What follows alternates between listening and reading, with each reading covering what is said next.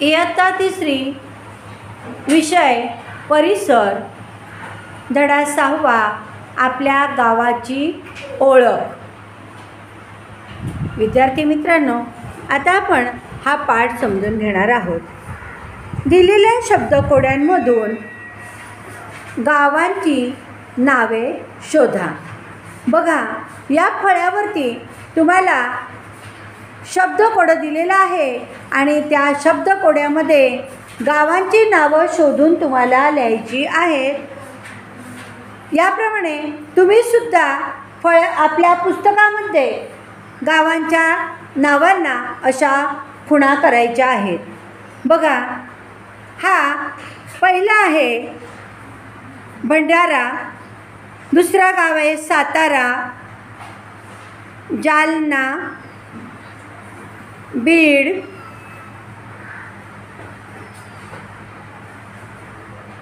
खडकी, देहू, कोल्हापूर, सोलापूर, सावंतवाडी, नाशिक, सातारा, ठाणे, पुणे. याप्रमाणे या शब्दकोड्यामध्ये गावांची नावं लपलेली आहेत आणि आपल्याला ती शोधून आपल्या पुस्तकामध्ये खुणा करायच्या आहेत. बघा, आता पुढे जाऊया. गाव कसे तयार होते? खूप प्राचीन काळी शेतीचा शोध लागण्यापूर्वी माणूस भटके जीवन जगत होता. त्या काळी तो जगण्यासाठी शिकार व कंदमुळे यावर अवलंबून होता. पुढे शेतीचा शोध लागला. जमीन आणि पाणी यांच्या आधारे तो वस्ती करू लागला. पुढे माणसे एकाच ठिकाणी घरे बांधून राहू लागली. एकमेकांच्या सहकार्याने शेती करू लागली. त्यांची घरे एकमेकांच्या जवळजवळ असत. त्यातून वस्ती तयार झाली. त्यांचा विस्तार झाला आणि अनेक वस्त्यांचे मिळून गाव तयार झाले. त्यांच्यात सुरक्षिततेची भावना निर्माण झाली. शेतीच्या शोधानंतर माणसांची कामे वाढली. ही सगळी कामे एकच व्यक्ती करू शकत नव्हती, म्हणून लोकांमध्ये कामांची वाटणी झाली. उदाहरणार्थ, लाकडी अवजारे तयार करणे, त्यांची दुरुस्ती करणे, कापड विणणे, दागिने बनवणे, मातीची भांडी तयार करणे, अशी विविध प्रकारचे व्यवसाय करणारे कारागीर निर्माण झाले. आता हे चित्र बघा. या चित्रामध्ये तुम्हाला वेगवेगळ्या प्रकारची शेतीची अवजारे दिसत आहेत. शेती करण्यासाठी कोणकोणते अवजारे लागतात बरं? शेतीची जुनी अवजारे व आधुनिक अवजारे यांची माहिती मिळवा आणि कृषी प्रदर्शनाला भेट द्या. आता हे चित्र तुम्ही पाहिलं. या चित्रामध्ये तुम्हाला काय काय दिसलं सांगा बरं. सांगा, काय आहे चित्रात? टोपलं, घमेलं म्हणजे. मग काय अजून? विळा, फावडं, बरोबर, फावडा आहे. पिक्का, अजून ते खुरपं आहे का? काय आहे रे ते? अशा अनेक प्रकारची शेतीची अवजारे असतात. आता पुढे बघूया. सांगा पाहू, तुमच्या गावात कोणकोणत्या ऐतिहासिक वस्तू आहेत? गावात मंदिर, लेणी, मशीद, चर्च, स्मारक, किल्ला, वस्तू संग्रहालय इत्यादी वस्तू असतात. या वास्तूंवरून गावाची ओळख निर्माण होते. ऐतिहासिक वास्तूंमधून आपल्याला आपल्या गावाच्या संपन्नतेचे दर्शन घडते. आपल्याला गावाचा इतिहास समजण्यास मदत होते. या वास्तू हा आपला मौल्यवान ठेवा आहे. तो सुरक्षित राहणे आवश्यक आहे. हा ठेवा जपणे ही आपली जबाबदारी आहे. गावाचा उरूस, जत्रा, एखादे धार्मिक स्थळ, किल्ला यामुळे गावाचे नाव प्रसिद्ध होते. उदाहरणार्थ रायगड किल्ल्यामुळे रायगड जिल्हा ओळखला जातो. आता हे बाजूचे चित्र बघा. हे चित्र कशाचे आहे बरं? काय लिहिले त्याच्या खाली? रायगड किल्ला. मग या रायगड जो जिल्हा आहे हा या रायगड किल्ल्यामुळे ओळखायला येऊ लागला. आता बघा, हे करून पहा. तुमच्या गावाचे नाव कसे पडले याची माहिती तुमच्या पालकांना किंवा शिक्षकांना विचारा. व्यक्ती, फळ, फूल, झाड, प्राणी, पक्षी, पाणी यांच्या नावाशी निगडीत असणाऱ्या गावांची नावे शोधा आणि लिहून काढा. प्रत्येक गावाला नाव असते. तसेच रस्ता, चौक, पेठ यांनाही नावे असतात. ही नावे कशी पडली याचा शोध घ्या. माहीत आहे का तुम्हाला? बघा बरं. छत्रपती शिवाजी महाराज सुरत येथून परत येत असताना नाशिक जिल्ह्यातील तळेगाव, दिंडोरी या गावाजवळ थांबले. तिथे त्यांनी आपल्या सैन्याचा तळ ठोकला. त्यामुळे त्या गावाला तळेगाव नाव पडले.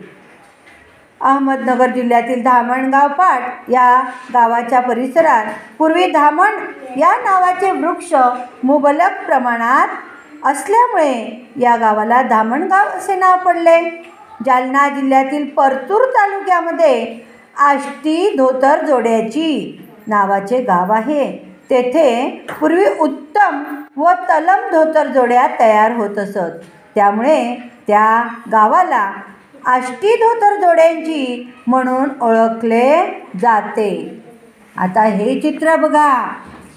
हे चित्र शिवराम हरी राजगुरू यांचे आहे. हे भारतीय स्वातंत्र्य चळवळीतील एक प्रमुख क्रांतिकारक होते. भगतसिंग, राजगुरू, सुखदेव हे तीनही क्रांतिकारक प्रसिद्ध आहे. पुणे जिल्ह्यात खेड या गावी राजगुरूंचा जन्म झाला.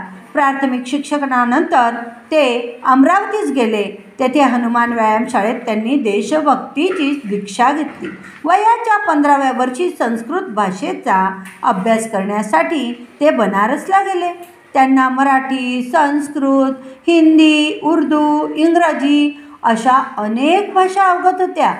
सुखदेव आणि भगतसिंग यांच्याशी त्यांची विशेष मैत्री होती. पुढे राजगुरूंनी क्रांतिकार्यात भाग घेतला. देशासाठी त्यांनी हौतात्म्य पत्करले. त्यांची स्मृती म्हणून त्यांच्या खेड या जन्मगावास राजगुरुनगर असे नाव देण्यात आले आहे. हे करून पहा. जागतिक वारसा दिन 18 एप्रिल हा दिवस जागतिक वारसा दिन म्हणून ओळखला जातो. या दिवशी एखाद्या किल्ल्याला किंवा राष्ट्रीय स्मारकाला भेट द्या आणि त्याचे महत्त्व जाणून घ्या. जागतिक वारशाच्या संरक्षणासाठी कोणते नियम आहेत ते नियम संकलित करा आणि खालील दिलेल्या चौकटींमध्ये आपल्या परिसरातील ऐतिहासिक वास्तू, इमारती, जुने वाडे यांचं चित्र काढा. आणि हे बघा, माहीत आहे का तुम्हाला?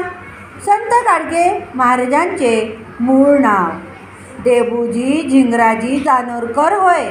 त्यांचे मूळ गाव अमरावती जिल्ह्यातील दर्यापूर तालुक्यातील शेंडगाव म्हणजे शेणगाव आहे. संत गाडगेबाबांनी कीर्तनाद्वारे लोकजागृती केली. कीर्तनातून ते लोकांना प्रश्न विचारत आणि स्वतःच उत्तर देत. आपली माणसं गरीब का राहिली? तर त्यांच्यापाशी विद्या नाही म्हणून. तेव्हा ते लोकांना शिका असे आवाहन करत असत. त्यांना 20व्या शतकातील एक थोर संत म्हणून ओळखले जाते. त्यांच्या जनसेवेच्या कार्यामुळे त्यांच्या गावाचे नाव अजरामर झाले आहे. आता हे चित्र बघा. हे चित्र कशाचे सांगा बरं? काय भरलं आहे रे तिथे? हां, बाजार भरलेला आहे. आठवड्याचा बाजार. तुमच्या गावात भरतो का रे बाजार? नाही, पण बाजूला एक गाव आहे. त्या गावात तुमचा बाजार भरतो. कोणतं गाव आहे बरं ते? हां, मग खामगावमध्ये आठवडे बाजार भरतो. कोणत्या वारी भरतो बरं सांगा? अगदी बरोबर. गुरुवारी आपल्याकडे आठवड्याचा बाजार असतो आणि तुमचे सगळे लोक, गावातले खेड्यातले लोक बाजाराला खामगावला जात असतात. आता ही बाजूची वाहनं बघा, बैलगाडी आहे, ट्रक आहे आणि ST आहे. ही आहे वाहतुकीची साधने. आता हे जे खालील आहे ते बाजाराच्या मध्ये जाऊन आपल्याला काही मुलाखती घ्यायच्या आहेत, दुकानदाराला भेटायचं आहे आणि कोणते कोणते प्रश्न विचारायचे ते या येथे दिलेलं आहे. तुम्ही ते वाचायचं आणि तुम्हीसुद्धा बाजारात एखादं ओळखीचं दुकान असलं किंवा नसलं तरी त्या काकांची मुलाखत तुम्हाला घ्यायची आहे. आता हे पहा, माहीत आहे का तुम्हाला, महाराष्ट्रातील बहुजन समाजाच्या लोकदैवतांच्या यात्रेत विविध जाती जमातीची संबंधित व्यवहार तेथे होत असतात. त्याचाच एक भाग म्हणजे वेगवेगळ्या प्रकारचे बाजार तेथे भरतात. उदाहरणार्थ पुणे जिल्ह्यातील जेजुरी व अहमदनगर जिल्ह्यातील वडी ही तीर्थक्षेत्रे गाढवांच्या बाजारासाठी प्रसिद्ध आहेत. तसेच नांदेड जिल्ह्यातील माळेगाव या तीर्थक्षेत्री घोडे आणि गाढवे यांचा बाजार भरतो. अशा बाबींमुळेही गावाची ओळख होते. आता पुढे पाहूया, काय करावे बरे. आठवडा बाजार व वाहतुकीची साधने या 2 चित्रांचा संबंध तुम्हाला जोडता येतो का? करून पहा. शेजारील चौकटीत व्यक्तीचे नाव, गावाचे नाव, नातेसंबंध, प्राण्याचे नाव, भाजीचे नाव दडले आहे ते शोधा. आता या बाजूच्या चौकटीमध्ये आपल्याला व्यक्तीचं नाव शोधायचं आहे. व्यक्तीचं नाव याच्यामध्ये आहे अभिजित. त्यानंतर गावाचं नाव आहे कोल्हापूर. नातेसंबंध याच्यामध्ये नातं आहे दाजी, दीर, काका. हे नातेसंबंध ह्याच्यात दडलेले आहे. आता प्राण्याचे नाव शोधूया. बघा बरं, प्राणी कुठे दिसतोय का? प्राण्याचं नाव दिसतंय का? कोल्हा. भाजीचं नाव मेथी. आता आपण काय शिकलो बरं ते पाहूया. अनेक वस्त्यांची मिळून गाव तयार होते. शेतीच्या शोधानंतर माणसांची कामे वाढली. ऐतिहासिक वास्तूंमुळे काही गावांची ओळख निर्माण होते. गावातील माणसे व त्यांच्या महत्त्वाच्या कार्यामुळे गावाला मोठेपणा मिळतो. बाजारात गरजेच्या वस्तू मिळतात. आता स्वाध्याय पाहूया. खालील प्रश्नांची एका वाक्यात उत्तरे लिहा. 1. गावात कोणकोणत्या वस्तू असतात? गावात मंदिर, लेणी, मशीद, चर्च, स्मारक, किल्ला, वस्तू संग्रहालय इत्यादी वस्तू असतात. 2. गावाचे नाव कशामुळे प्रसिद्ध होते? गावाचा उरूस, जत्रा, एखादे धार्मिक स्थळ, किल्ला यामुळे गावाचं नाव प्रसिद्ध होते. रिकाम्या जागी योग्य शब्द लिहा. पहिला आहे रायगड किल्ल्यामुळे टिंबटिंब जिल्हा ओळखला जातो. उत्तर आहे रायगड किल्ल्यामुळे रायगड जिल्हा ओळखला जातो. 2. दैनंदिन गरजा भागवण्यासाठी गावातील लोक टिंबटिंब बाजारावर अवलंबून असतात.